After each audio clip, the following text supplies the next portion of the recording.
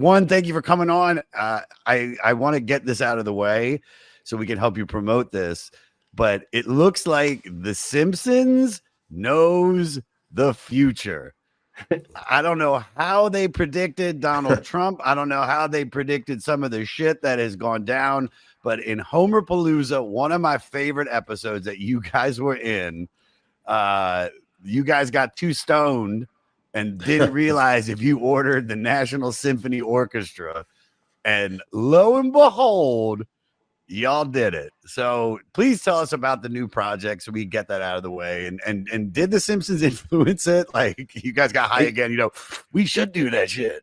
Yeah, absolutely. They did influence that, because after the episode, our bandmate DJ back then and producer who's still a member of the group, DJ Muggs, was like, hey, that's something we maybe should pursue. We should think about that. That could be cool. And it was an idea we floated around for a couple years, and then we kind of sort of forgot about it because our tour schedule was very extensive at that point. So we were constantly on and off the road. And he mentioned it somewhere in an interview that we were going to do that. And while we were on the road and through the years after he had mentioned it, that's when RZA went and did one with the Wu-Tang, sort of, I guess, maybe got inspired by what Muggs said. But for us, it was like, yeah, it seemed like it could be a good idea if we put all the right elements together. But it took years before it actually happened because, we had to figure out how to reach out to the LSO, who to reach out to, and all that stuff. And it sort of just fell by the wayside for some years. And then we started revisiting the conversation after a tweet when X was still Twitter. One of us, I think it was maybe us. I put out a tweet with the Simpsons, the orchestra, and I tagged the LSO in it, and they reposted it. And we're like, oh shit, they reposted what we just did. They're paying attention to us because we didn't know if we were on their radar or not. Who knew if they paid attention to the Simpsons episode and the possibility of linking. And at the time, the LSO players that were maybe a part of the LSO when the sketch happened, maybe weren't there. They weren't there anymore. Who knew? But they reposted us and we thought, oh shit, that's an open door right there. So we immediately started talking about the what ifs, what would it take to make it happen? And they gave us all the I guess the template on how you would put this together. And we, eventually got our shit together when we were off the road. Finally, we took a little bit of time to actually try and make it happen and get the charts made and all that, and then trying to book a date. And then, it turned into, well, why don't we film this and record it and make it, something bigger. And I don't know if they anticipated that would happen, but they were with it when they heard about it. They were like, we will help push it. We will help promote it. We love the idea. And fortunately, it came to pass. That's what's up, dude. And I got two-part question on that because you said the older Simpsons, because goddamn, the Simpsons have been out for almost 40 years at this point. I was 9 years old. I'm 45 now. Yeah. Arguably, and you were in the greatest chunk of comedic writing on television ever. But what I got to know is, I know a lot of those musicians eventually move on and retire. Did all the younger symphony musicians that were there in London, were they aware of your material or were they fans? Oh, yeah. Yeah, that was the crazy shit because, we didn't anticipate that they would even, know us like that. Maybe heard of us and stuff like that, because we've been around for a very long time now. So we thought maybe they've heard of us, but maybe don't, that maybe they're just into classic music. Who knows, right? But what we found was that when we got there, we had played a few symphony shows to get us there. When we announced we'd be doing symphony shows, we did Colorado, San Diego, and somewhere else first. And, it started becoming a real thing. And we noticed that there was hip hop fans in a lot of these orchestras. the younger fans were definitely into hip hop, but we found that the people our age and older were Yeah. actually into our shit. Word. And we're like, well, maybe some of the LSO folks might know who we are, but it's the LSO. We can't assume. So Yeah. when we finally get there for rehearsals, um, a number of them knew who we were and were fans of the music, from the older folks that were slightly older than us, to people our age, and to some of the younger fans. And they embraced us, and they were like, oh, we are so excited to do this. This is like a first for us. And they made us feel at home. They made us feel like they respected our line of music, and they Mhm. respected it enough to have it down. Like, we only had two rehearsals with the LSO, um, and they knocked it on the head like nobody's business. It was an amazing experience. I couldn't believe we were there, to be Did honest. they make any suggestions for the arrangements, or was it like you guys? Because I mean, Muggs is like his sound, like knowing, and then I mean, this is a compliment. I'm not just saying this coming from like the Public Enemy as being one of my favorite hip hop groups, and I can hear the influence with Muggs from Terminator X. Like Right. sitting with the conductor and sitting down with the LSO, like did they come to? Was it everybody like what we should do is add this section here, or was Muggs and the conductor like the 2 points that were kind of meeting, and then you and Sen could kind of just be like put notes on top of that, and you let Muggs just do his thing. Well, oddly enough, Muggs didn't take part in this, and Oh, interesting. yeah, and what we did for it was, when we originally sent the sheet music out and stuff like that, they thought, who our guy in Colorado, his name slips my mind right now. I feel fucking horrible about it. But when he originally started writing the charts, he thought that he was going to be playing on top of our tracks. Hmm. And so it was meant to supplement and add sound. But we went back and told him, hey, look, Eric Bobo, our percussionist and drummer, he's also our music conductor, Yeah. for the group now, and or coordinator. And we said, hey, look, we're going to bring our guys to play the live parts of the music, in terms of bass line, key parts, and drumming.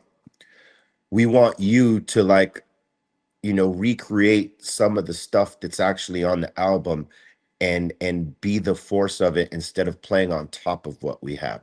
So that Hmm. was the one instruction we gave them. And he did an excellent job. But when we went to London and did it with the London Symphony Orchestra, we had a conductor by the name of Troy Miller.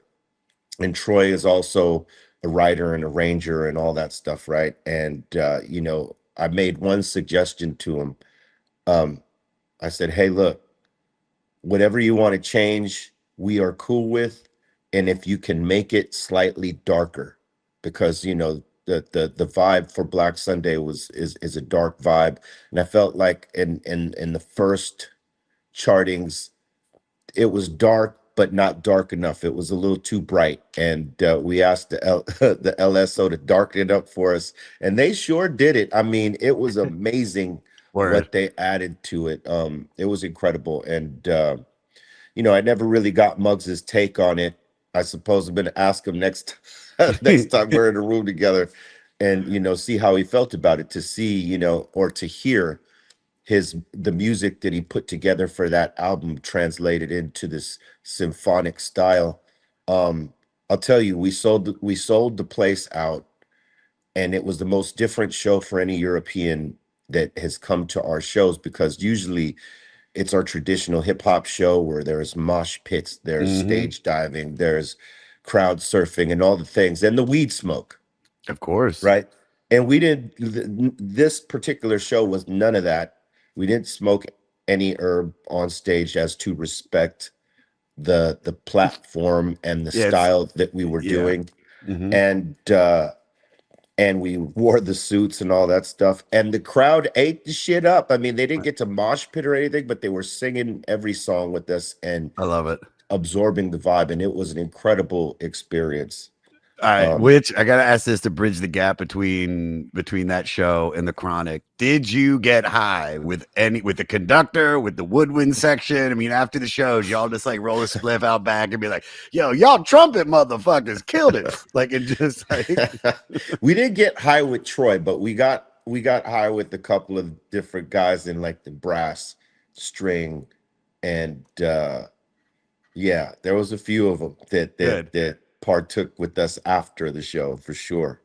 Because you guys are like on the when people talk about perfect blunt rotation, which I don't know if you're a blunt guy, I know you're a joint dude, but it's like Cypress Hill, fucking, Cheech and Chong, you're talking Snoop Dogg, like you can go on and on, Wiz Khalifa, whoever it is, there's people that are like when they're associated. And listen, your music stands on its own, but like from watching the documentaries and all that I know and how I was introduced being in like late middle school, early high school, and then getting into pot and then hearing you guys, it almost went hand in hand along with this record. So to bring it over to the Chronic, which I'm not shocked that you're here, but it's because it's obviously the Chronic.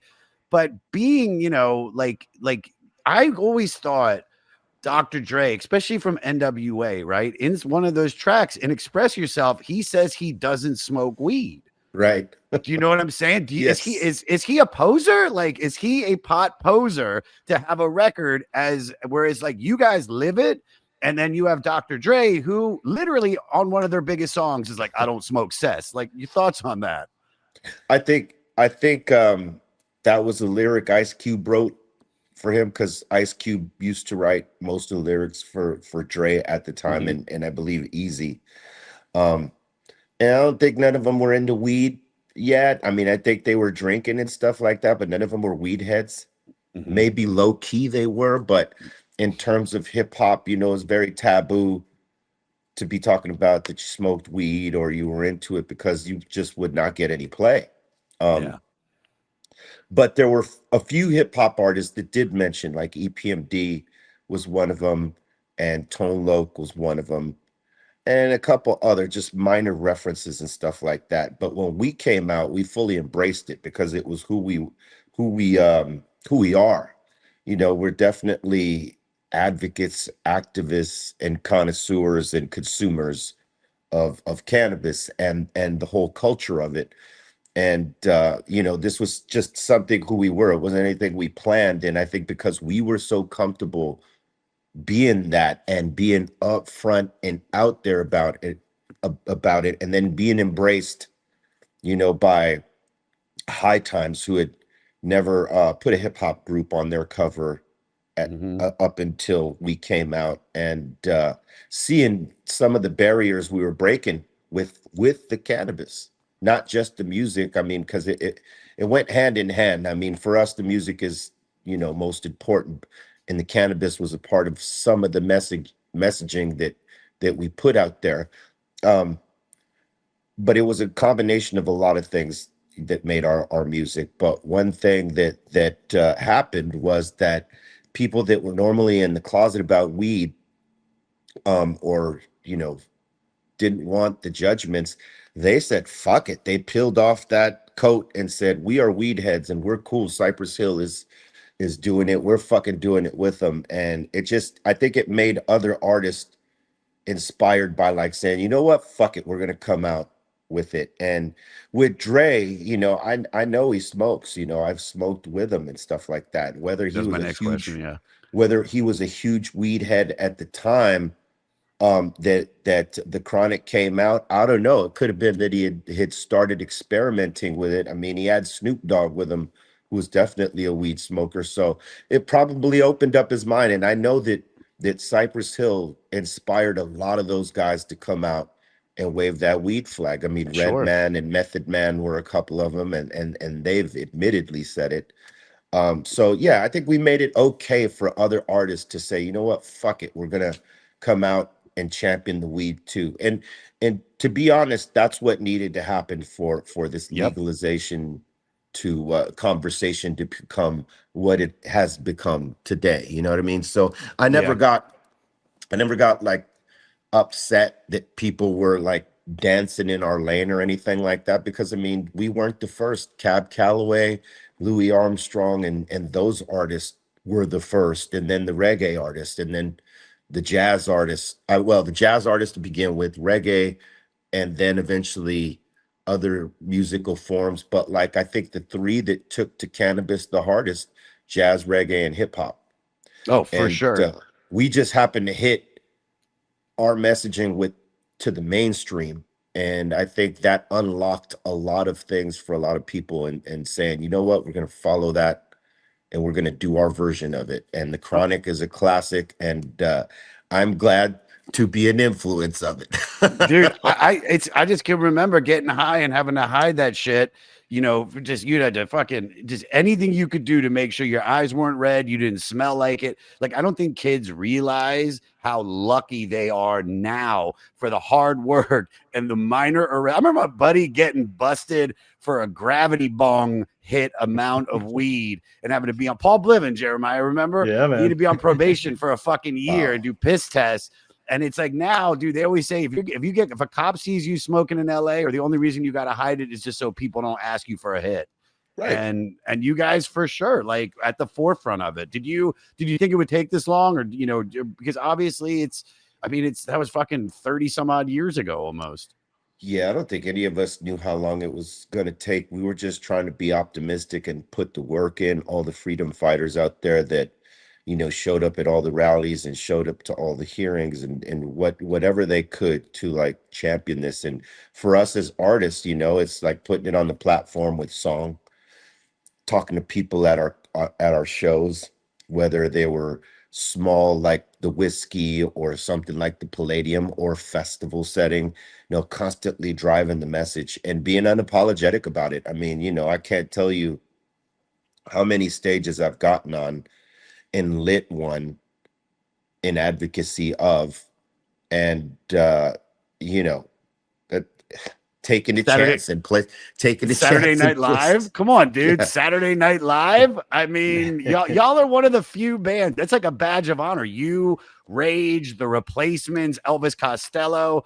I mean, they said shit. You did say shit too. Oh, Sinead O'Connor, just fucking Yeah. mugs lighting that fucking joint. That's one of Yeah. the illest shits I've ever seen. That's cold, dude. Yeah, the thing with Saturday Night Live is we had totally planned to smoke weed on Saturday Night Live. That was like a plan, but we were going to do it at the very end of the show, at the very end of Mhm. the set. We were going to destroy our set like the Who used to. Big Who fans, so we pay Hell yeah. attention to all this shit. In Cypress Hill, we were very different in terms of, we were a hip hop group with a metal mentality and a punk rock attitude. Mhm. And so we were getting ready to destroy our set. And then at the end, like after sex or something, we were going to blaze up our joints and calm the Yeah. nerve, right? But what happened was somebody either from our record label or Saturday Night Live, one of the two, could have been our record label, was harping at Muggs. Hey, you guys can't smoke weed. You guys, please don't smoke weed. Don't smoke weed. You cannot smoke weed. And Muggs is a guy that, you can't tell him what he can't do. Mhm. And then if you like tell him more than a few times, he's going to do exactly what you're telling him that he can't or not to do. So he kind of like, he broke out the joint in the beginning of the song. It was supposed to be at the end, but that's because they wouldn't leave him. If they had just shut the fuck up, they wouldn't have seen that joint to the very end. They probably could have edited it out. But look, they never edited it out. It stays on rotation in terms of their syndicate plays. They Mhm. never edit the weed out. They didn't take our episode out of the archive rotation. It's still there. There's Sharon Doherty, So dude. Shannon R.I.P. Doran, Sharon rest Doherty. in Shannon, peace. yeah. Rest Rest in in peace. The peace. boo, dude. That's Yeah, she was Brenda. great.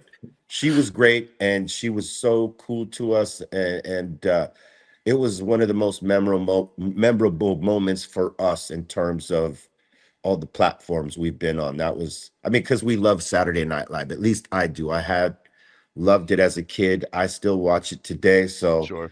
to be able to get banned from it, that was fucking awesome. It's dude, it's a badge of honor, dude. It is a Don't badge of ask me honor. back because I'll just do it again. Yeah, dude. And this time they'll be like, "Oh, it's fine. Yeah, yeah. Do you want us to bring you? Do you need papers? Do you need paper?" Just Like they'll have yeah, like the hey, bong laid out. look, after we came on some years later, they had a bunch of cannabis driven sketches and stuff like that. So I think they got okay with it, and the world is more okay with it than they used to be. It's not taboo anymore. More people are, you know, doing their homework on cannabis, whether they smoke or they don't smoke, or they're new smokers or avid smokers like myself who are continuing to learn new things in the culture, new technology coming, and the all the benefits to using cannabis in all of its forms, from medicinal to everything. So we're all still learning. We are. And I feel like not just, you with you guys, but even this record is a small part of moving everything forward.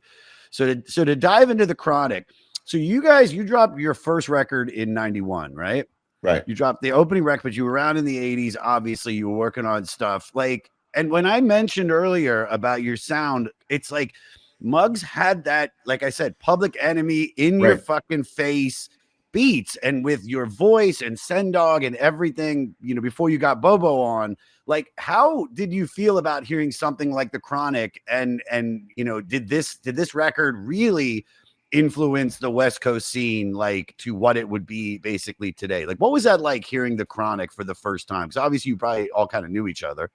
Well, for me to start where you started right there, yeah, we were big big fans of Public Enemy. I would say, it goes Run DMC, Mm-hmm. who was the spark for us.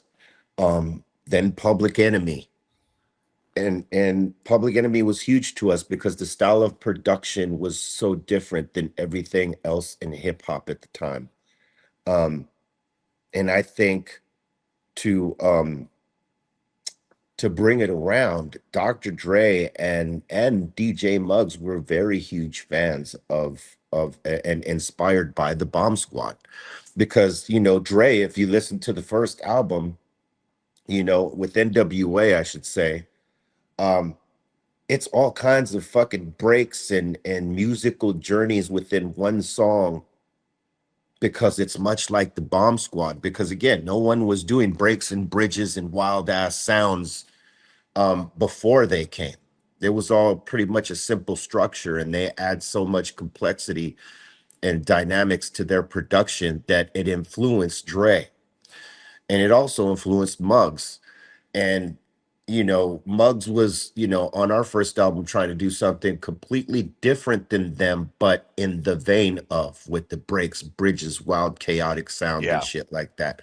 Um, we did not know that it was gonna resonate with people the way that it did. But we were trying to not emulate Public Enemy, but be our own Cypress Hill, but inspired by them. So my voice was high pitched like Flav, but I ran the lead, Mm-hmm. right? As opposed to it the way that Chuck ran the lead in Public Enemy, right? So we just sort of flip voices as leads and backup and hype man. So Send Dog becomes the flavor in our group, but with more rhymes. It's like one and two MCs, not just one with a hype man, right?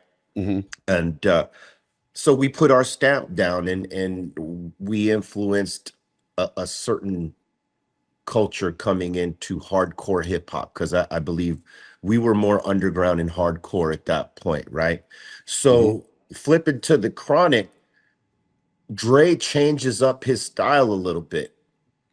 Um, Instead of it being like, let's just say, the way that the N.W.A first album was, where it's more hip hop-ish with all these crazy different samples, he starts utilizing more funk and more soul and R&B style stuff. And there's some dark shit in there too, but um it's less Bomb Squadish and more Dre-ish. And I think people heard this, the way that he put all that together. Some of the samples that they replayed instead of sampling, it made it seem so much bigger. I mean, it put a stamp on his own sound. And then it it caused a ripple effect with a lot of producers who are already influenced by Dre, like, oh shit, I need to do it like that. And yeah, then you start hearing more of a West Coast style sound, because like if you listen to all the early hip hop that came from Los Angeles or Southern California, and um it emulated New York hip hop for a time. Then guys like Dre, well, absolutely Dre starts hitting with a different style of production that's not so East Coast ish. It seemed more Dre-ish, and that got labeled West Coast. And then you start hearing like guys like DJ Quick coming out banging funk, you know what I'm saying? And styles like that, and it becomes a West Coast sound. Dre was definitely the catalyst of it, that is for sure, with the Chronic.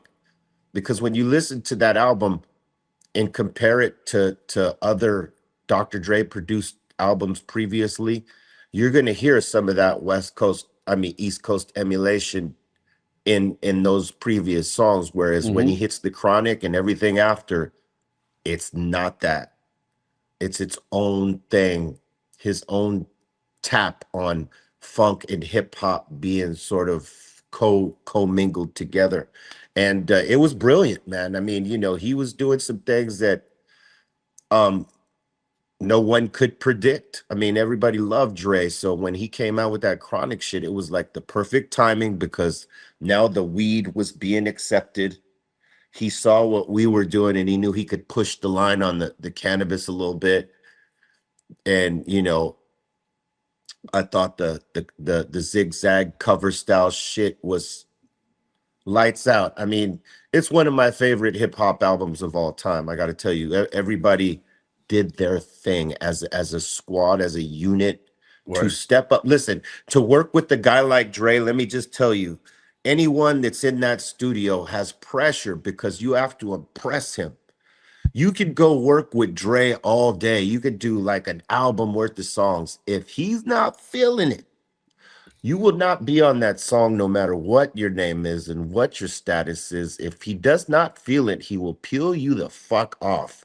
And if it's a and if it's a whole album and he ain't feeling the album, if he doesn't say to himself, yo, this could go. If he's even one doubt, nope, boom, put it on the shelf. Let's go on to the next shit. So Yeah. it's a lot of pressure as a writer, as an MC, to go work with Dre, because you don't know if your work's gonna come out. But I always looked at it like, whether or not you know any of the stuff I do with him comes out, I always look at it as being in the room with them and getting the experience on how he puts things together, working the magic. So I had a chance to do that, not necessarily on the Chronic. I had a chance to do it on the album after. But to hear the Chronic and where he went with that and the impact that it had, it was amazing. And then to get invited on the next record um was that was dear to my heart, because like people had said that our shit had influenced him a little bit. Like that Dre and Muggs kind of were sort of influencing each other for a heartbeat. And that meant he was listening to us. And when he was calling me for to do certain features in certain songs, or just to play me some shit, like that. That's like a It's I like don't know. getting It, asked to it join Miles Davis Quintet. You get to right. play with one of the greats. Yeah, It's it's like amazing. that. He's like the Quincy Jones for us. So to get Yeah. asked by our Quincy, Dr. fucking Dre, I Yeah. mean, that just meant I was doing my thing. So Hmm. so salute to Dre. But yeah, I mean, and the thing was too, with the Chronic, is it broke Snoop Dogg out onto the world in a way that like they had heard Deep Cover, Yeah. but when they heard him on the Chronic, man, you knew he was going to be a great.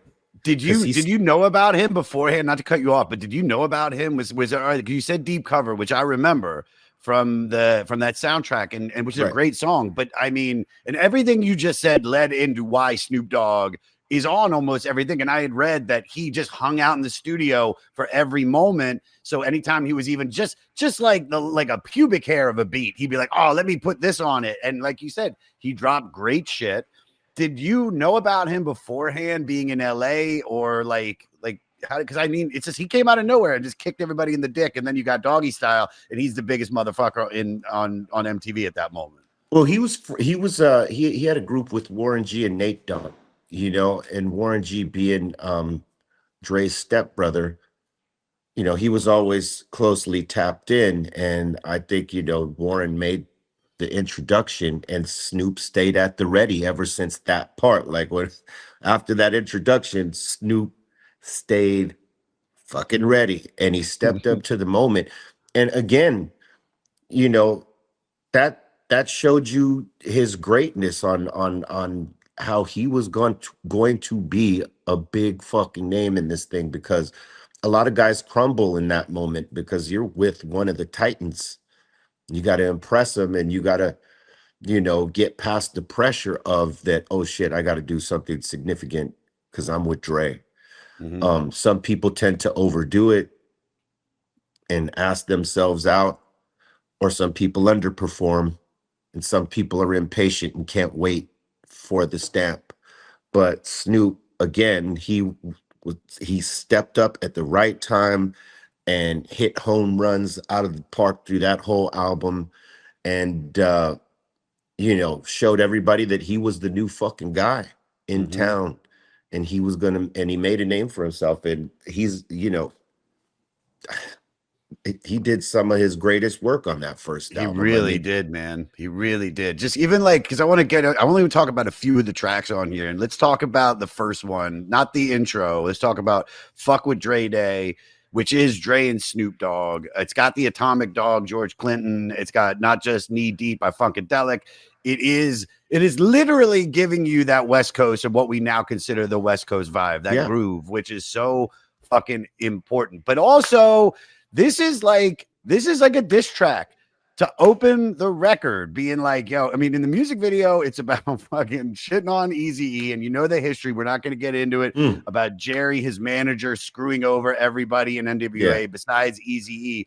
But then it's just like, people don't realize, and there still are hip hop beefs, but there was something about the hip hop beefs in the 90s. I mean, we lost Tupac and Biggie, two of the greatest MCs of all time. But there's like, you think about it, it's like there's basically, with Death Row, General had beef with so many other people. How does one make that go away, like a beef? Or is it because you've had beef? Well, by the way, I was gonna say, did you get beef from the Beastie Boys from stealing Bobo from them? Because I saw I think they were glad we stole him. He was he was out of his fucking mind. And I think they were glad we took him off their hands. He was partying way too much. They were in Zen mode, they were in Beastie Zen mode at this point. Well, we were being the extension of them. We were partying and being wild. And Bobo, like, he would go on tour with us when they weren't on tour. And then he'd go on tour with them when we were on a break. And every time he'd go back with them, he was more wild because he'd been hanging with us, and just, I don't think they wanted to get rid of him, but they were like, okay, at least he went to Cypress, and he's more suited to be with them right now. Because he was in party mode, you know what I mean? And like enjoying life and being on the road and just doing wild shit. That's what I could say about that. What was the other part? No, the other question is like, because there's so many, like, sometimes it feels like the beefs are almost like manufactured by management and by the industry. Not all of them. I'm just saying, like, the way, like, the Rolling Stones, these days, sure, seems like it.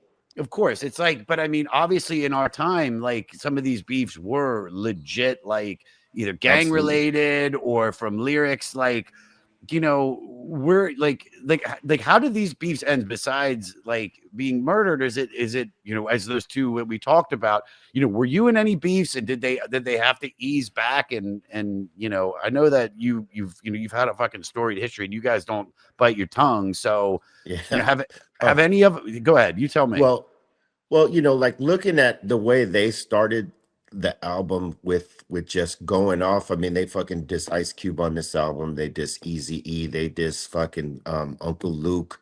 They were going for the head. Mm-hmm. And they were saying, to everyone else out there, this was like, welcome to the West Coast. This is us. Because I mean, even with Cypress, we weren't necessarily a West Coast style group. Our music wasn't that. Chronic was that. Like, Yeah. um, that's like the if you need uh any indication on what it is, go to that album. And at the time, that was the vibe out here, and in terms of the beef, Snoop Dogg was, newly signed with Dre, so he may have looked up to Easy and looked up to Cube and maybe liked Luke, like because we all fucked with Uncle Luke. But when you ride with someone who puts you on, you sort of like take up their side, even though you might not have a problem with any of these people. You know what I mean? Mm-hmm. And, with Dre, he had this ongoing shit with these guys. So they were going to go at everybody because he had the squad proficient MCs and rappers and writers, with Snoop, Rage, Corrupt, Daz, and the rest of the squad. I mean, they could, if they all just wanted to like, squad up and diss people, they they had it in spades, you know what I mean? They Yeah. everybody was like a killer on that mic. So they decided to do that. They were gonna let folks know that we still got issues and fuck y'all. you Yeah. know and I love that, you know what I mean, and we, I'm glad that they all sorted, some of them sorted the shit out, because we don't ever want it to end in violence. That's the dumbest shit ever. I mean, it's Yeah. music. um but some of us come from that place where it's like the people we roll with and where we come from, and where some of us are from, if you know what I mean. Mm-hmm. You want it to stay musical, but sometimes it gets serious depending on where you come from and who's rolling with you. It's not always the person that the actual beef happens with, that something ri- you know ridiculously fucked up happens. It's usually people that ride with you that will not take the disrespect, on your Mm-hmm. behalf. And so shit like that happens, especially if you come from gang ties, like some of us do. Those disses, those beefs sometimes tend to get more serious because Mm-hmm. it's people from different neighborhoods, and it might clash. Now, if neither of them are from a gang background or a street background, fortunately it stays music, and either the beef ends, or just by with time, or they talk it out. And I've seen that. We've seen plenty of guys that were beefing in the last few years. you know um it got to the height, some people got killed, rest in peace to them, and then others were managed to like squash their beefs and actually work together at the end, which is what it should be, right? Yeah. And in terms of our beefs, we had beefs with a number of people. Um, I think the first one started with Lighter Shade of Brown. It wasn't serious, but we felt like they had taken something that we created and made something out of it from a tour that we did with them, where they were supporting us, and we felt crazy about that because we were going to use that piece for a song, and so we went at them. you know um they came back at us, and we just maintained to like hit them every night with this particular song and Mm-hmm. whatnot, but it never got serious. And we wanted to like squash that because they're Latino, we're Latinos, we shouldn't be fucking beefing with each other, but we felt some sort of way at the time, and we were wild and reckless and took everything as an offense to us. We were very angry young men, and And you're high, which is the other nuts beef because you was should just with be like, it just wasn't fuck this really a shit. beef. Yeah. The other thing was with Chub Rock. He says something in a song called Yabba Dabba Doo where it seemed like he was, taking a crack at me and my lyrical style and whatnot. And he was very much against the gangster and violent and drug driven music and hip hop. And I think we were that to him, Yeah. maybe. But we were fans of Chub Rock. But like, Insane in the Brain was a shot to him. The first few lines were a shot to him, to go back to the shot he gave to me. There was never a beef there. We never like had words over it. Um, so that just never went anywhere, and we've never discussed it, or we haven't even seen each other since the 90s, to be honest. So I don't know where it went in his head, but we served him with our little shit back, and there was no back and forth after that, so we just left it alone. But the serious beef that we had was with Ice Cube, Yeah. and that went on for the course of maybe 3 years, and we were dissing each other back and forth. We came out with the song "No Rest for the Wicked," um, dissing him for taking a piece of our chorus and flipping it around and using it. Then he comes back and disses us with "King of the Hill," which was a pretty good diss song. Yeah. I think they were both really good. They're great. Yeah, they're both great. and But then just so, he made BR, another go ahead. one, Yeah. and then we made one that was like more on the underground circuit. We didn't put it out commercially, but we gave it to DJs and stuff like that. It's called Ice Cube Killer. And that beef got kind of serious, because on both ends we have serious people that ride for us. And I think both of us as grown-ass men knew that at some point our camps were gonna clash somewhere. Hmm. And we both care about our people, and to be honest, he was a good friend of mine for a time, and he embraced me as a brother. Went to his wedding, the whole deal, and hung out with him, and like we've hung out. So it pained me, and he was an inspiration to me. He was one of the guys I looked up to. You know what I mean? That I have to be on that level as an Yeah. MC, as a writer, as doing what I do in Cypress Hill, right? Public Yeah. Enemy was one influence. Ice Cube to me as an MC was another. So it kind of pained me to be in this beef with them, but also we're both Geminis and we don't fucking back down. So it was very interesting how we were going back and forth, and it got very serious. And fortunately, Mac 10 was the one who called me. And to reiterate what I was saying about how Snoop, when he got signed to Dre, he may not have had beef with Easy E or Cube or Luke, but he rode with Dre on him in solidarity and saying, "I got your back. You put me on. I got your back." And Mac 10 did the same thing, because Mac 10 joined that diss with Cube, and we didn't even know each other. And then he called me and he goes, "Hey man, let me just say this. I'm a fan of you guys, and I didn't want to be dissing you, but I rode with him, and I had to ride the line." I said, "Hey, you don't even got to explain it. We are cool." Um, but he was the one that brokered like the conversation to squash our beef. And he jumped on a call with me. We had talked out our issues, and then he had Cube call me, and we had a conversation, squashed our shit January 1st, 1997. Oh shit. And from that time on, we've managed to, work together on certain songs, features on other people's shit. I think That Shaq rules. put us on our first song together after the beef with Men of Steel, then Warren G, and then somebody else, and then eventually, we, go on to work this year together on his album that just came out, Man Down.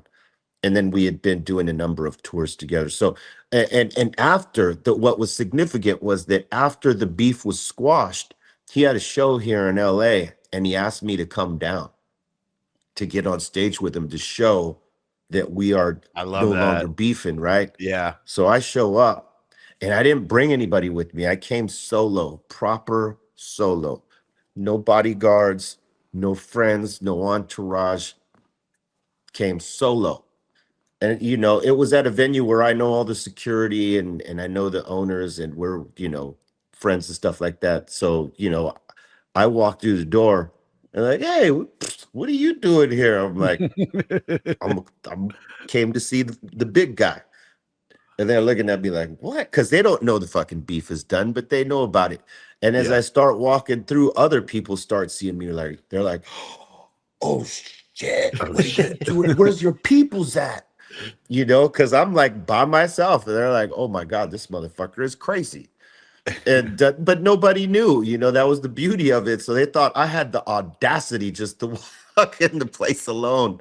Um, and it made for a great night, because when I got on stage with Cube, when Cube announced me to get on stage and people saw me up there with him, they fucking went nuts. Like, fuck, finally this bullshit ass beef is over. We love both these guys. And it was an amazing moment. I'll never forget it. And that's the way the beefs should end. Yeah. Not Yeah. in gunshots, one motherfucker's in a coffin and the other one's hiding out because now this guy, people want to get him. You know what I mean? Yeah. That's like men. We talked about it, and we build the bridge, and we've been still building that bridge from that time to now, showing unity. You know what I mean? And that's what it's about. You could have a beef, but are you man enough to own your shit Yeah. and then squash it? Being that you guys, you and Ice Cube squash the beef, it's a perfect segue to get into Let Me Ride. And I just want to talk about a couple more songs on this record. Yes. I mean, Let Me Ride is the epitome of the George Clinton Parliament Funkadelic record. Yeah. It is So crate good. digging, it is P Funk, it is everything. I mean, thoughts on this? I mean, before I get into the question, but like, what's that like hearing Let Me Ride for the first time, especially that little Yeah, I mean, it's you know, it was nostalgia, because a lot of us grew up to those records, even though they were slightly before our time. Our older brothers and sisters, or parents maybe were listening to Parliament Funkadelic and shit. So, us as kids absorbing that, now hearing Dre's version of it bumping and representing like our lifestyle here. I mean, it was great, and it's the perfect song to whip in your lowrider if you got a I was about fucking to say, convertible one. yes, You could just yes, pretend you're in the video. But yeah, I mean, like, he I mean, with this whole album, man, he gave a different sort of texture and context to what hip hop was on the West Coast, and gave it its own sound. And I don't know if he was even trying to do that or not. You know what I mean? I think he was just trying to put out the best album that he could put out as a whole. And to you, probably, if you asked him, did you think that album would become what is known as the West Coast sound? He'd probably tell you no, because like no, that's not yeah, something he even thought about. But that was, one of the things that like carved out what the West Coast has become in terms of production wise, using funk, on a lot of the samples. Cause I mean that's what a lot of West Coast hip hop artists did, was they gravitated to the funk samples, some soul samples, some jazz, but a lot of funk. yeah, And so with Dre hits with that on Let Me Ride, I mean, that shit is like just taking us back, and and putting us in the seat with our older siblings, bumping the original song, and feeling that kind of vibe. But now you got, you know, Dre on it, fucking killing the rhymes. Whoever was the writer for that, like, gave him the perfect fucking verses for that shit. And it was just, it's iconic. It is iconic. And it's The whole, it's like the whole, yeah, it's what's so funny is that literally his last record that he did with N.W.A, I think was 91. It was the second record, and it sounds nothing like this. nothing This is like it. like Beatles transition. This is like going from like Rubber Soul, like from Rubber Soul to Right. Revolver in just like one fucking year, which is really impressive. And Hey, it's yeah, go ahead. I imagine, like, I can't imagine, right? If NWA had stood together and you hear that production over them, Oh wow, yeah. I never it thought of it that. arguably they would have been arguably, if it hits the way that the Chronic hit with the players that they had on it, they would have been, arguably the greatest group of all time. Yeah, If they 100%.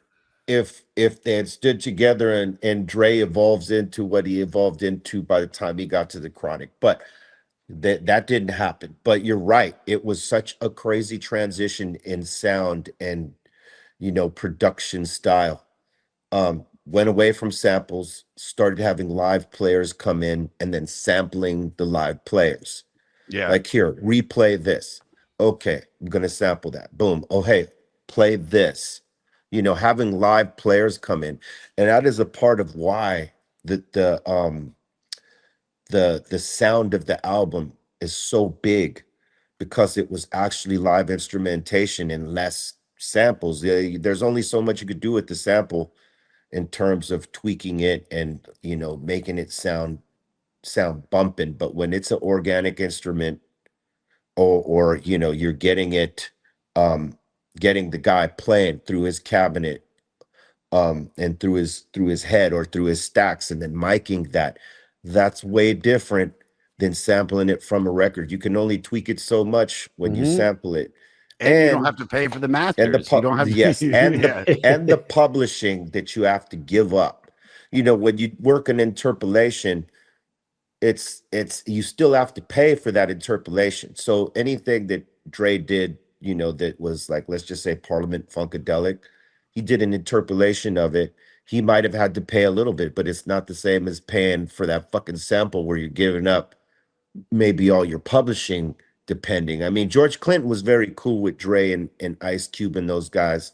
So they probably, who knows, maybe they didn't pay anything for those samples, because it helped Help it helped George. it helped George a lot. Yeah. And I think they did pay for some, but not what others had to pay. And that was great that George allowed them to use it, because I mean, we wouldn't have the Chronic as it is without Mm-mm. some of those works. And Dre, like, having the ear to know that I could hear Snoop over this, or I could hear Daz and Corrupt over this, or I could hear RBX or Lady of Rage, or you know that, to have that ear with that kind of knowledge of this catalog, that shit is crazy. And that's why he's one of the greatest producers ever.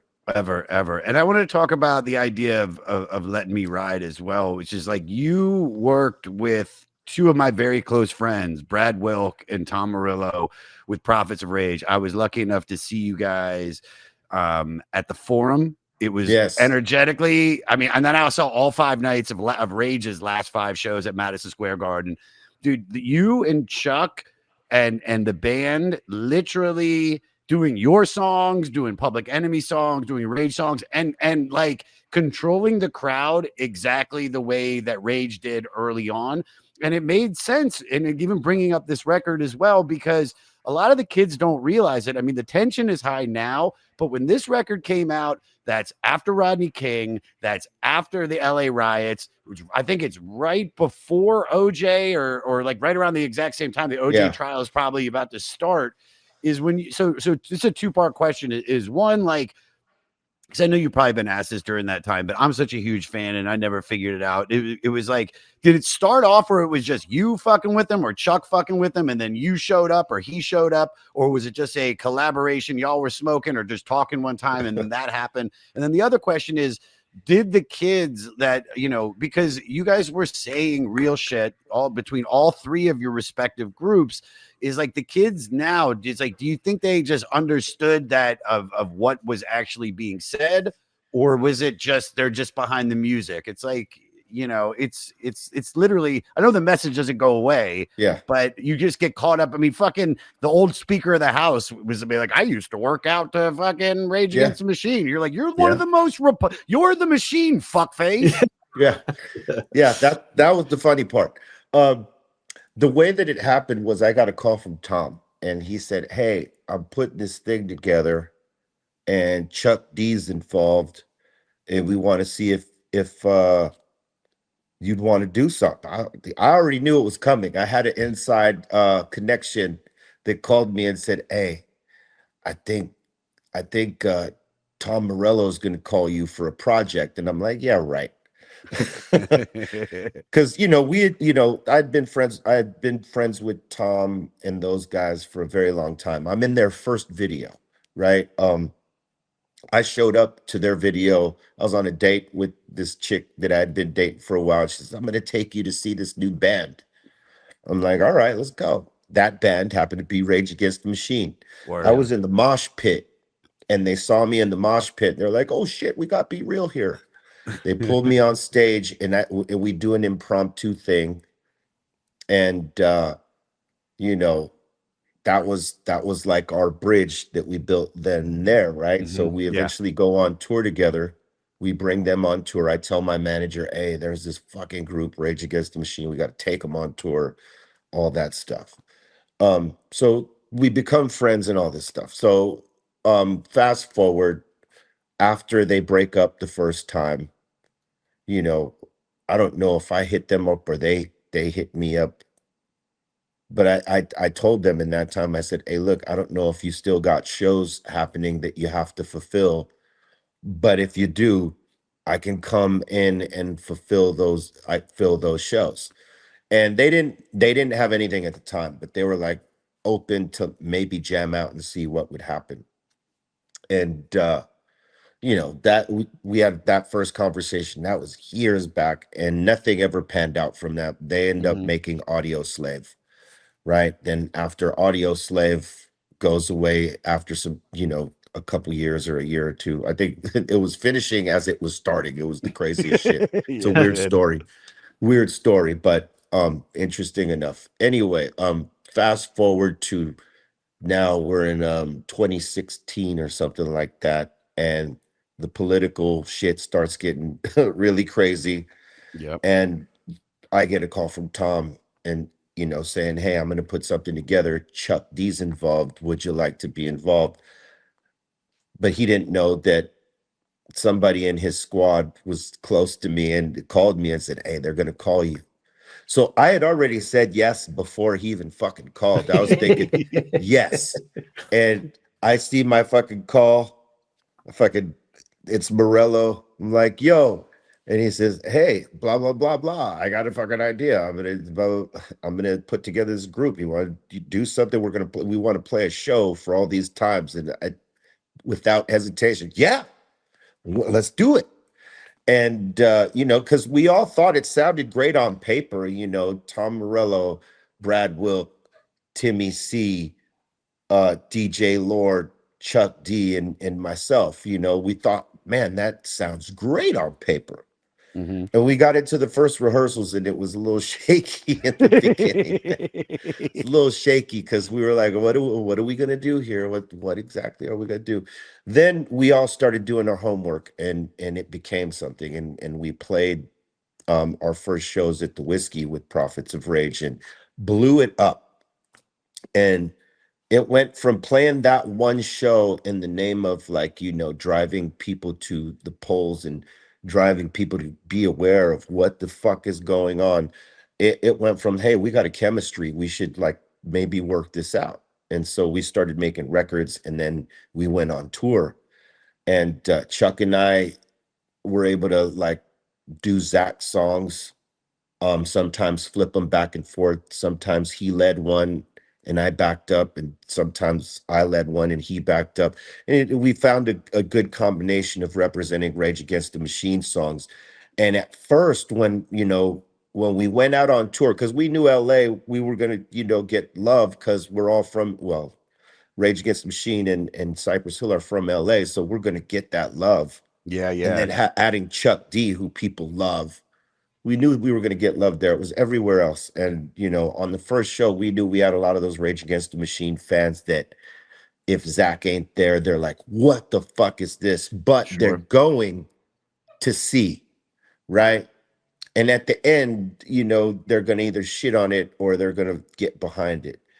And at first, I think a lot of people intended to shit on us. And then, you know, when Chuck and I fucking, you know, went and delivered Zach's songs like fucking, you know, in the style of which he did them and not like on some laid back rap shit, it impressed people and we started winning people over.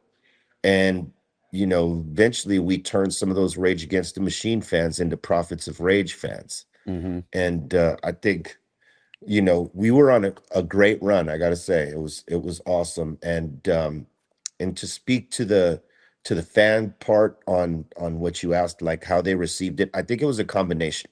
I think some people were hearing the lyrics because at that time and even now, Rage Against the Machine lyrics are very relevant to what is happening.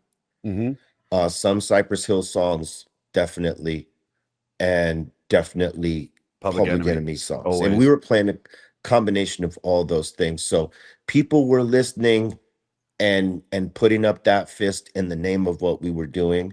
And then there was other people that were just there like to, you know, because they love the music and they're not necessarily politically driven like that, but they want to go and represent and have a fucking good time and have this experience because we were giving people an experience. I mean, you know, they had three different catalogs that we were flipping through, and then you know our own music as Prophets of Rage, and I think, yeah, we were doing some really good work.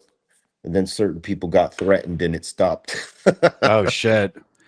Well, because I don't know, like, I don't know how it ended. I do know, like, eventually they went on and, like, look, it's like this when you write music and you're in a group like Rage Against a Machine and you're that political, you know, even I didn't even realize when I was at that fifth show at Madison Square Garden that I was probably seeing the last Rage Against the Machine concert possibly ever.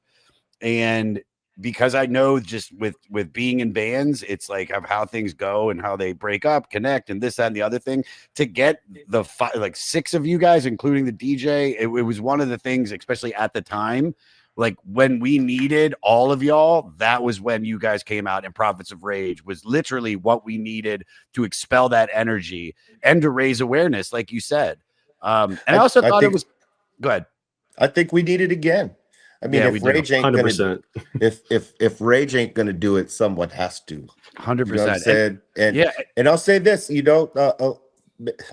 know, we just finished this tour up with Atmosphere, and we've done a few festival gigs before and after that, and we've been playing Rage Against the Machine songs because Nice. really. we feel that people need to hear them. So, like, we'll cover a Rage song. We've been covering Bomb Track as of late, Ooh, yeah, dude. and But also, let's not forget they on fucking Renegades. They covered "How I Could Just Kill a Man."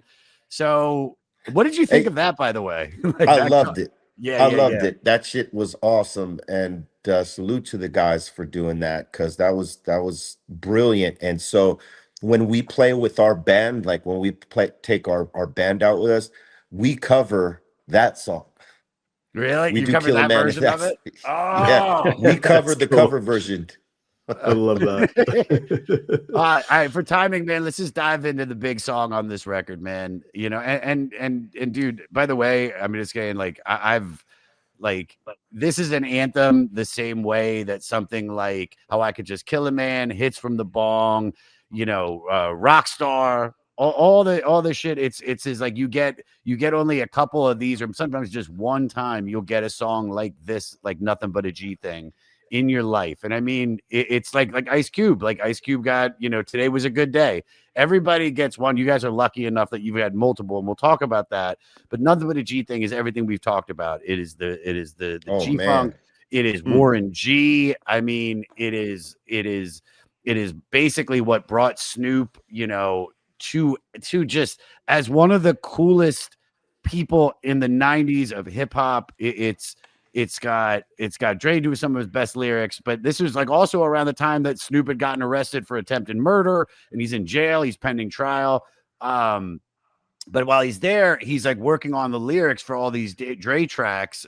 This was originally wrapped over a prison phone call to Dre to show him what he wrote. I mean, thoughts on Nothing But a G thing before I ask the question, because this is such a timeless song that, you know, when you're talking about West Coast hip hop and you're talking about at least gangsta hip hop or whatever, I don't even know how you want to characterize, but we were talking everything we've talked about. This is arguably, like, if you looked in the dictionary, this is up there in the discussion of one of the best West Coast hip hop written songs of all time. Opinion, thoughts? Absolutely. I 100% agree with that. It you could not go anywhere without hearing that song here on the West Coast. Oh yeah. I don't know what it was like anywhere else, but out here, shit. Anyone with a system was just bumping that shit down the block whenever it came on, or if they had the CD, that shit was on rotation because it's such a dope song. I mean, they all did their thing on it, and I mean, shit, you know, everybody was singing that goddamn chorus. It was in Maryland, Everyone. dude. It was in Maryland too, man. It was in DC. This was being played, and I know you keep talking about the East Coast, West Coast beef, but it's like the same way Big Papa was hitting the West Coast. I know, and it's like, dude, a good song is a good song, and whether there's beef or not, and I can imagine like some of the New York MCs being like, "Yo, fuck this shit." You can't deny that this shit vibes, and it's perfect to have a beer to have a 42. It's perfect to smoke a blunt to. It's perfect to fuck to. Like, it is arguably It's all the things. It's all the things, dude. It hits all the fucking marks of a great timeless song. Yeah. You know, that will never get old to people. You know, you could play it for young motherfuckers right now that never heard. They'll be like, damn, that shit is hard. Yeah. That's the true meaning of work that transcends time, man. Dr. Dre production and the pen work of you know, Snoop Dogg and the rest, man. You know, they were all on their fucking game in a different way. And I think, you know, they were all inspired by how Snoop was stepping up to the plate on all this shit. Cause I mean, you know, without Snoop, I don't see that happening. Oh God, no, dude. It's just even the like, you know, falling back on that ass with a hellified gas. I mean, it's all just so perfect. And this is also what's great about it's also great about this song is like, this is one of those songs, like I saw it at the Wu-Tang concert. Like, this is one of the songs that the DJ can play and cut the vocals and see how many white kids say the N-word. Like, oh it's it's like when they did Shame on a N-word, it was like just the whole fucking audience at Madison Square Garden is just still hitting it. And Method Man's like, I heard y'all motherfuckers. I know who said it. But it's a hit, and you know it's a hit, you know, which leads me to my question, which is like, you know, because Cypress Hill, and I want to talk about what was this. I mean, I would say it was Insane in the Brain, that was the song. Like, when you were writing that, did you know a second that you were doing it? Because it's everything. What I love about that song is that it literally is all the shit, all the groups that you were talking about that influenced you. It's got the Public Enemy sound, right? It's got that fucking intense, like that noise. It's got you going back and forth like Run DMC. You know, each you and Sen both fucking bringing some of your best lyrics. You know, and it's arguably. It's a rock song too. Like, you, dude, I played that at the goddamn comedy jam, like where comics do stand up and then they sing a cover song. I've had a couple Latino. Frankie Quinones has done it. Fucking Sean Patton. Yeah, this is such a banger. Like, we've done it in front of like 1,200 people and they're fucking moshing to it. When you guys were putting that song together, because in the documentary I watched about you guys on Showtime, you guys don't really go over that as much as I was hoping. And you talk about the first record, which is the important record that broke you and how you guys got together. But Insane is literally that real crossover song that took you from the LA shit and the hip hop fans to white people. And I know that's fucking crazy, but to get on MTV is a big deal. And that fucking video was on rotation. So did you guys know the second it was done, you're like, oh, that's going to be the fucking one? Well, I want to thank you for mentioning that about it not explaining that in the doc. I feel like in the doc we missed a lot of gems that we could have dropped there. So we're gonna probably make another one longer Sure. form and drop those kind of gems. But in relation to knowing, hell no, I didn't know. I knew we I knew we had a good song, like it felt like something, right? It all locked in a different way. But we felt that about all the songs, Yeah. and we were like, when when Sony mentioned it as, what about this as the single? I remember, like, and I could be honest about it. I'm like, what? Why that? Like, Yeah. why not We Ain't Going Out, or why not Lick a Shot, or what, because our theme was always to go harder, not lighter. And we Yeah. felt like out of all the songs, that was probably our most lightest song on the album, not in terms of the way that it banged. I mean in terms of, we were very dark and angry, and that was the least of our angry songs. It seemed more like a party song, but it was actually a diss, and so when they chose it, or when they suggested it, I should say, I was like, I don't know about that. I think we got better songs. And they were like, please, let's go with this song. We could sell it. This is a great song. You're not hearing it the way we are.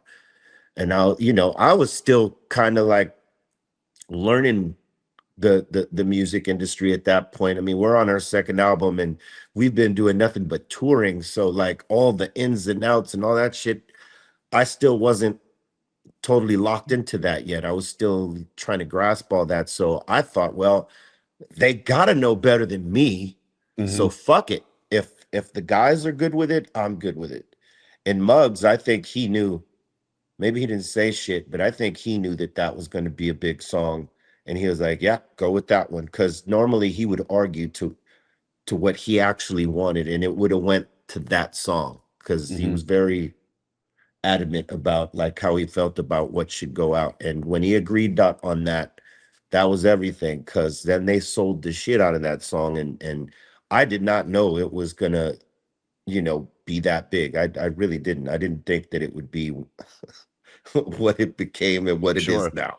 Um, Besides like something like Juice, which because I know that Juice getting 90 seconds of a song in probably one of the biggest, I don't call it urban movies, but just like gangster, we've got Tupac, you got Omar Epps, like getting 90 seconds of a song in there, which is what turned the sales of that first record from being like, I think you'd sold in the docket said 60,000 to where now you're yeah. selling that a week. Is like, how much did the change come? Because you were already doing Lollapalooza. You were already a part of the stratosphere. So it wasn't, you're touring and you're playing like big fucking shows. But how much did you see? Was that the moment you were like, oh shit, like maybe I can go buy a fucking Lexus right now? Like Yeah. did it just be like, all right, fuck yeah? Like, what was the moment where you knew?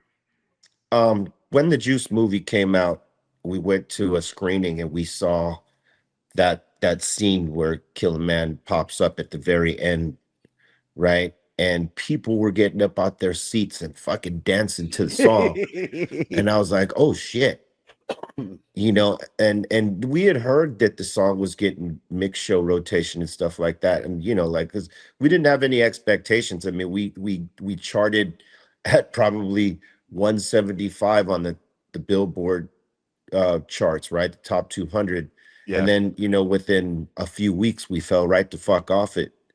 And then within 6 months, people start, DJs start flipping the record. And instead of playing Funky Phil one in the mix, they were playing Killer Man. That started getting some heat, and it touched the ears of Public Enemy and the Bomb Squad, who were working on the Juice movie and thought that's the perfect song for the end scene. They put that shit in there. As we're building momentum, then that movie comes out in the hip hop community. Ate It it was a up. hit in the hip hop Yeah. community. Huge. So boom, that shit just opened up the doors for us because everybody wanted to know that fucking song. And then they got familiar with it because they had now been hearing it on the mix shows from the FM stations and the college stations and all that stuff. And yeah, it that movie helped boost the song, and we went from from being knocked off of the Billboard chart to climbing straight the fuck all the way up to number 5 up to right when we're releasing Black Sunday. So all that time, the 2.5 year process that we were working our first album and then we get to Black Sunday.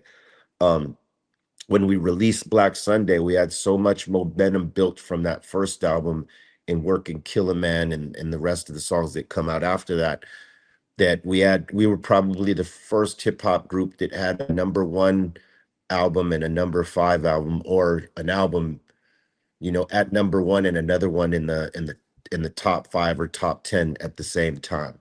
And that was because the momentum for it was built up later. It didn't blow at first. It took like 6 months, and then it started building after that 6 months. That's why it's sort of locked in with the momentum of going into Black Sunday and having Insane be a significant enough song that that could follow up How I Could Just Kill a Man, because that was the thing. We had to follow that shit up. Sure. And Muggs was built for that. Muggs Totally rules. built for it. Yeah, dude. And also, like, and you guys are a part, because it's speaking of Muggs, but and I'm just going to get to the final question I wanted to ask, which is like, you're a part of arguably, which I think is probably one of the most important and greatest movie soundtracks of all time, which is the Judgment Night soundtrack. It's got, I mean, you with our former guest, Kim of Sonic Youth, she came on here, you doing I Love You, Mary Jane. One of my favorite songs ever, Another Body Murdered by with Faith No More and Booyah Tribe. The House of Pain, It's Just Another Victim. I mean, this is literally taking some of the most popular hip hop artists with some of the most popular rock artists. Like, how did, like, when you got asked, obviously, because it feels like you're a rock fan regardless. So to be able to combine the two, I mean, it must have been fucking a gift, and also it's like, the movie's good too. I don't give a fuck what anybody says. Emilio Estevez is a fucking badass. I fuck with that movie. But it's like, just doing something like that. Did you guys realize how important that was? Because doing that in 93 basically is what helped, and on top of Rage Against the Machine, on top of Faith No More with Epic. That's what gets you to Limp Bizkit and so on and so forth down the line. We're combining these two things. And then eventually you guys doing Rockstar, which is basically a heavy metal hip hop song. I mean, and the Cypress Hill version of, not saying that Muggs beats aren't rock and roll. So I don't want to come up, because even though it's hip hop, it is a fucking metal. It's fucking rock and roll. Yeah. But like, tell me about that experience as well. Well, before I knew what hip hop was, I was listening to all sorts of different genres of music, what is considered classic rock to us in that time, like the Beatles and the Doors and Jimi Hendrix and shit like that. So I was listening to rock, but I was also listening to metal primarily, like not Black Sabbath, but Ozzy and AC/DC and all that shit. But getting to the Black Sabbath stuff after, I buy that first Ozzy album. He was huge to me. Yeah.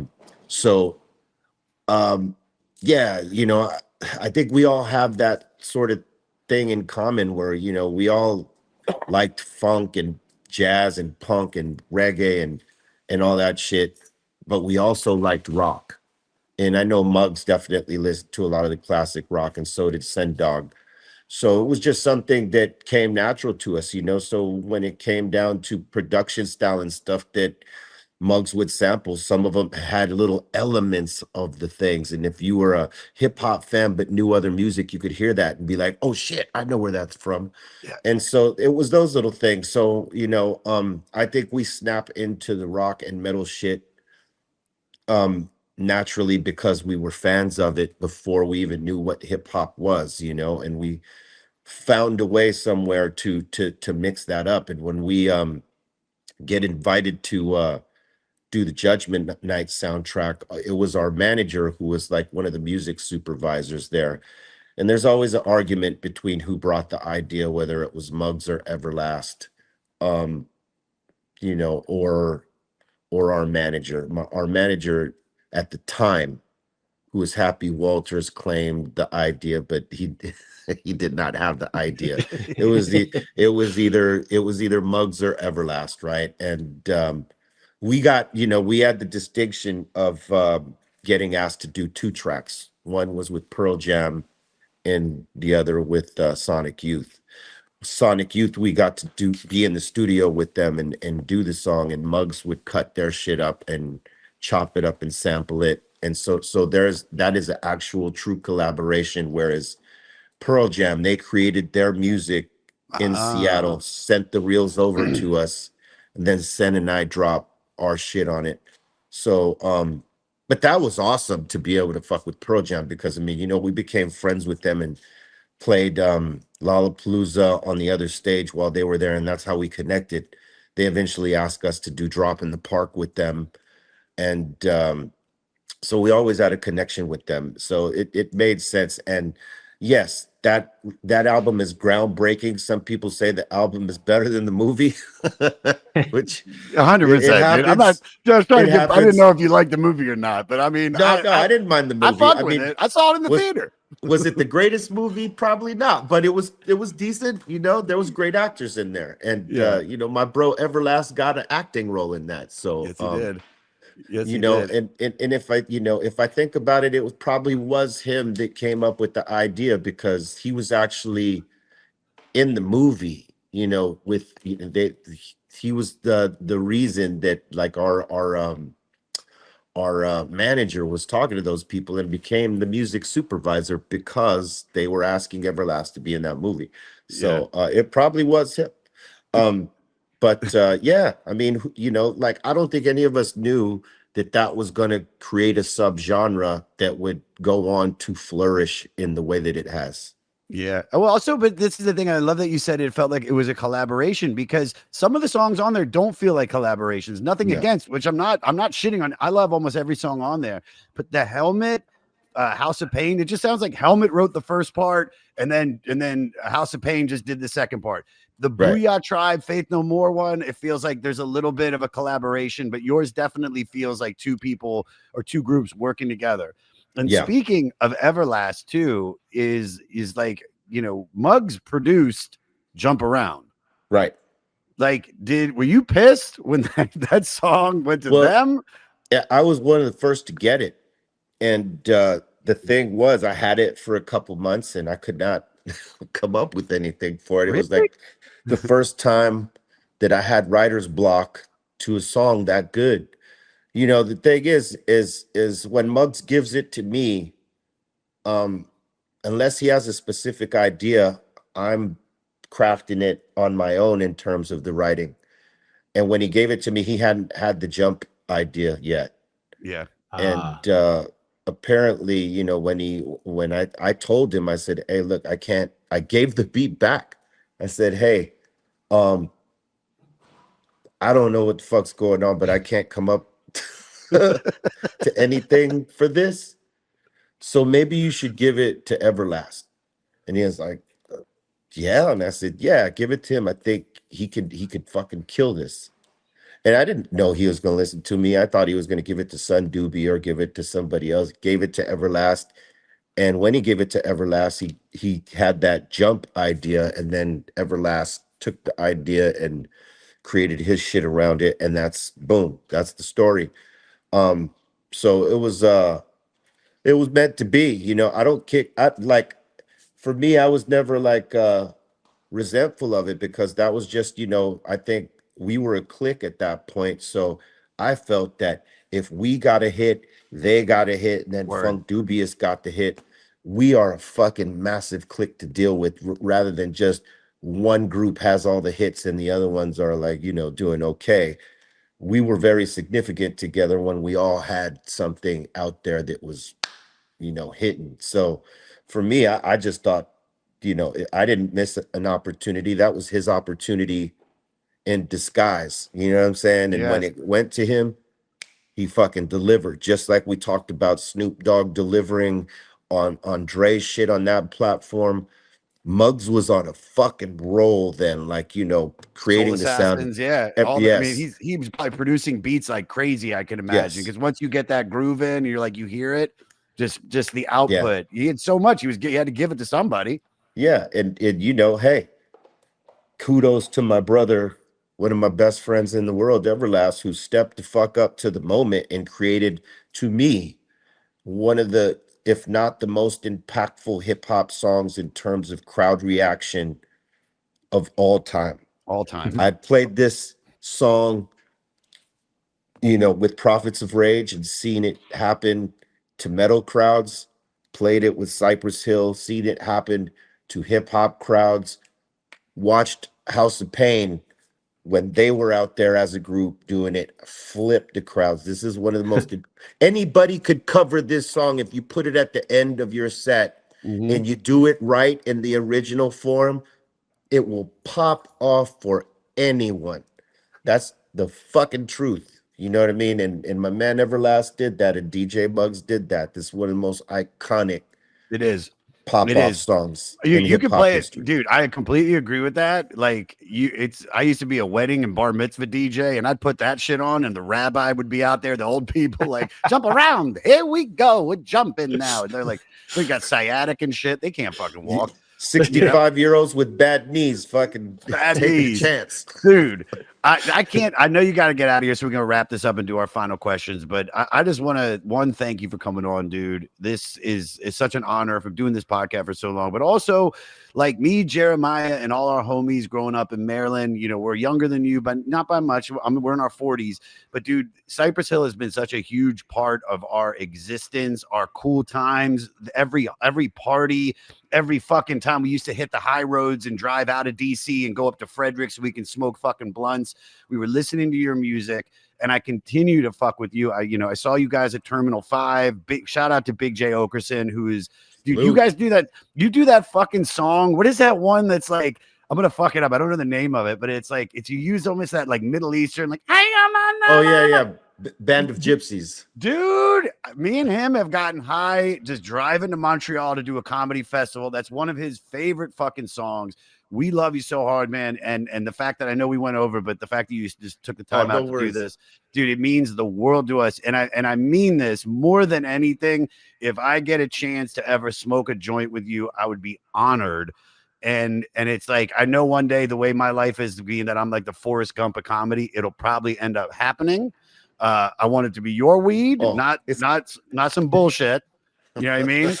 I want that. It's gonna happen. I know it will happen, but also the thing that I really mean this, I lived in LA 14 years, and your music prepared me for what I was going to get living in Los Angeles. I live in New York now, but Los Angeles is where it made me made me the artist that I am. It made me find a community. And I feel like being able to also, like, we grew up in an area that was multicultural, but there's something about Los Angeles and being around that many Latinos. Yeah. It's just, it teaches you. Your music was such engraved in us of just how it was going to be. And it just, you nailed it. So I can't thank you enough, brother, for everything that you've done and taking the time out to speak with us today, man. Thank you, man. My pleasure. All right. We got the final questions. We ask everybody this. Talking about the Chronic, what's your favorite song on this record? There's so many, but I'm gonna have to go with G Thing, man. It is. I'm gonna have to go with G Thing because it's just such an iconic joint. And yeah, man. I mean, like, you could bump that at any time, and that shit is fucking slapping. So totally. I'm gonna go with G Thing. And I want to thank you for having me. When you get back out here to LA for anything, you got to come do the Dr. Green Thumb show and sit in, and we'll smoke plenty joints. Oh my God! Goddamn! All right, I'm coming, motherfucker. I'm buying a ticket. Delta One. I'm using miles. I'm coming right now. All right. Second question: is this a no skip record, or is there something you skip over? No skips. No skips. I dig that. When I first heard it, I heard it front to back. And there wasn't one song that I skipped past. Like, even the interludes, interludes are fucking brilliant work, man. I mean, like, those are the little things that you miss about hip hop records these days, is that most people are just putting songs into songs and not having the transition pieces and the intros and the outros. And that album, classic from front to back, and those transition pieces were everything. I mean, again, it's a crown jewel in hip hop.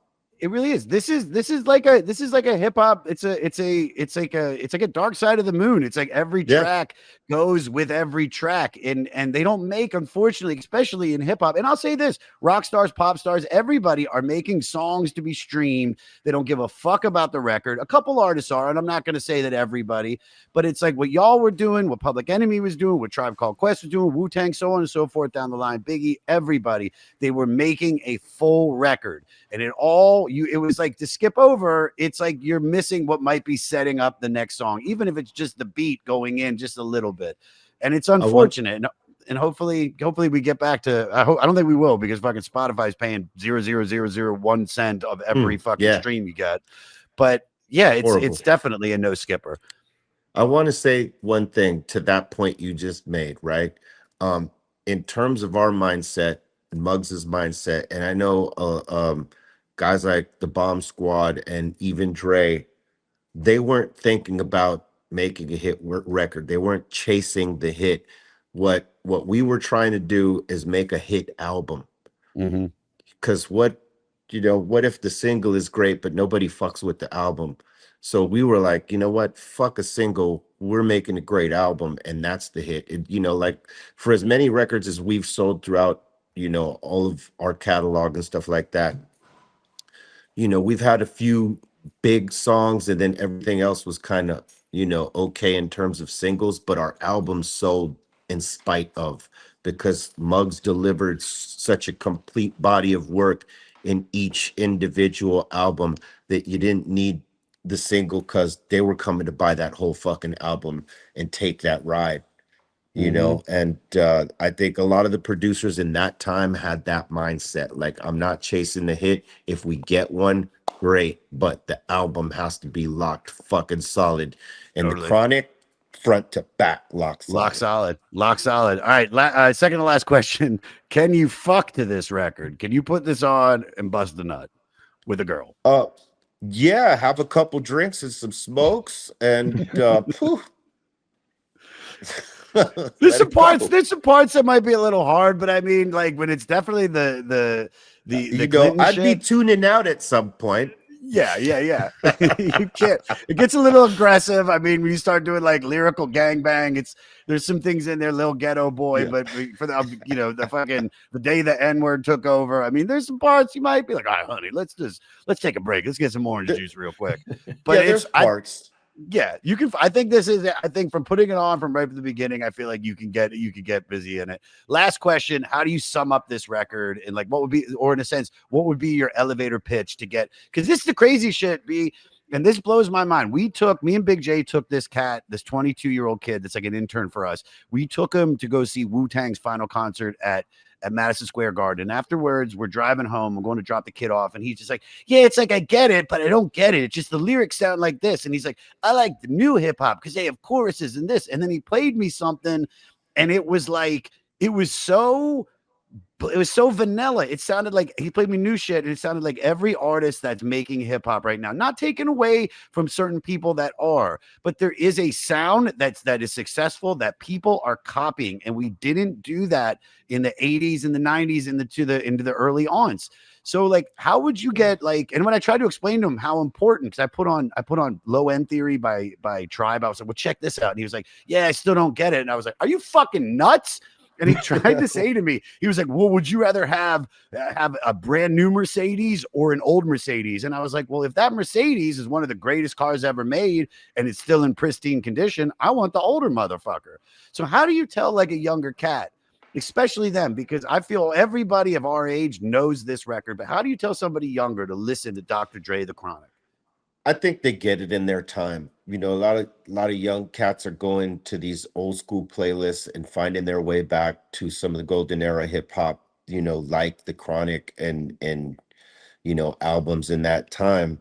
It's not something you could tell them to go do, because then they just think, oh, you old motherfuckers are just always trying to tell us what to do.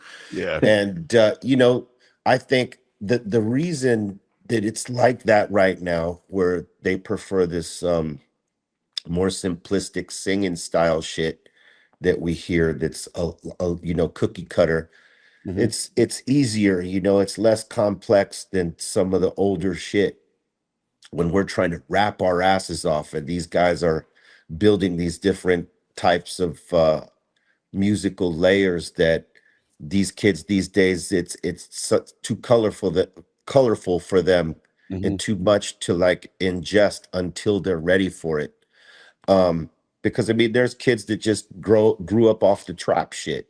You know what I Mhm. mean? Where it's those 70 BPM style songs or 140 on the double time, and they're rapping that simple shit. And you have a bunch of these guys like following that hit. They are chasing the hit of the guy that, or the chick that came before them. Mhm. And this is what radio plays on a daily, you know um force feeding them this type of shit, and then the playlists that exist everywhere, and this is what they're going to because their peers are listening to this shit.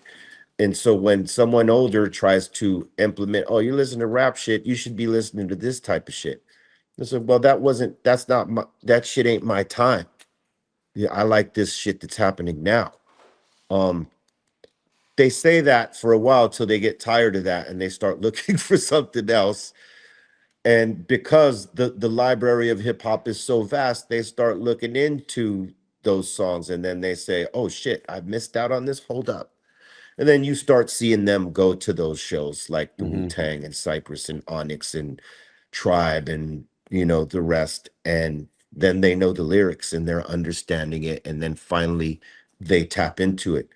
It doesn't happen quickly for all of them because when you're washed a certain way, you're like this with blinders on. It's like the way a lot of us were in the 90s where we, like I told you in the beginning, I listened to metal and all this other shit before I knew what hip hop was. But when I got into hip hop, I sort of just did this, didn't listen to anything else after that for a very long time. You couldn't pay me to listen to another genre. Mhm. Um, and it wasn't until fuck, yeah, probably that we went on Lollapalooza, the first one, and I start listening to rock and metal again because I see Soundgarden and they just totally kill it. Oh I see yeah. Nine Inch Nails and they kill it. Oh yeah. And it starts opening my mind again. So I was significantly older at that point in comparison. Well, Sure. not really. You know what I mean? No, I but I was, get it. When you're younger in middle school and high school, like you are in a sense, at least where I grew up, you were broken up by the genre that you listened to. You listen to yeah. hip hop, you listen to hip hop, you were a metalhead stoner, you were the metalhead stoner or grunge or whatever. It's just that's just some reason early on. These kids, like the fact that they can fuck with rock and they can fuck with hip hop, and some now fucking hardcore with country because country is having another fucking turn. It's like it feels different. It's almost like the same shit we were talking about weed, where it's like you don't know how lucky you are. You can listen to rock, hip hop, techno, and be okay, and nobody's gonna make fun of you. Where we were like, you gotta listen to. If you listen to rap, that's all you're listening to. See, guys, your interns' age, they'll catch on to it from another guy their age or another one of their somebody in their peer groups and says, "Hey man, have you heard this shit?" And they'll take a listen to it and be like, "Oh shit, that's kind of hot." But if Yeah. you or me are like, "Hey, Oh yeah, check the old this boys. out." Oh, you Yeah. old motherfuckers. I don't want to hear your shit. I want to hear this. Yeah. Dude, this is But great, man. Nah, go ahead. Finish your thought. I didn't want to cut you yeah, off. no, but they eventually find their way to it, and we've been seeing that. So there's hope for them. There's That's hope for good. everybody, man. And I Ain't mean it. that This is right, Pedro? Yeah, Pedro. all day. What's up, brother? Good to see you, dude. Dude, this has been one of my favorite episodes in the 7 years that I've been doing this show. So I can't thank you enough. Please promote away. Talk about the new record. Talk about everything you want to promote. Use your moment. And we'll do it at the beginning and put it on the file as well to make sure everybody hears it. Yes, sir. Right now we got that Black Sunday with the LSO out right now. It dropped not so long ago. There's also a film with it, the documentary of us going out there and playing it live. And it was an awesome experience. So go check it out. And for next year, we got another Spanish album coming that we're working on, and another Skull and Bones style album that we intend to put out later in the years. So hip hop and metal. Boom. Fuck yeah, dude. I can't thank you enough for coming on, brother. Thank you, man. Right on. Thanks for having me.